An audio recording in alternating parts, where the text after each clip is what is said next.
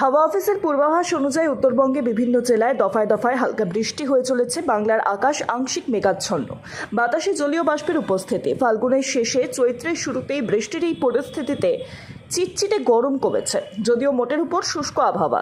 সর্বোচ্চ তাপমাত্রা 30 ডিগ্রির ঘরে। আলিপুর আবহাওয়া অফিসের পূর্বাভাস জানিয়েছে, আগামী মঙ্গলবার পর্যন্ত কলকাতায় বিক্ষিপ্তভাবে বৃষ্টি চলতে পারে।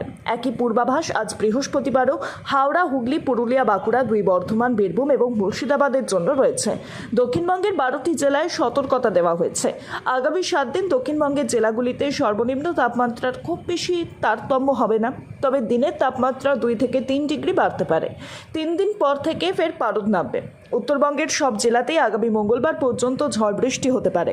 বিশেষ করে ওপরের 5টি জেলায় বজ্রপাতের সঙ্গে হালকা বৃষ্টির সম্ভাবনা রয়েছে। এই সমস্ত জেলায় ঘন্টায় 30 থেকে 50 কিলোমিটার বেগে ঝোড়ো হাওয়া বইবে। সোমবারের পর দুর্যোগ কিছুটা কমতে পারে।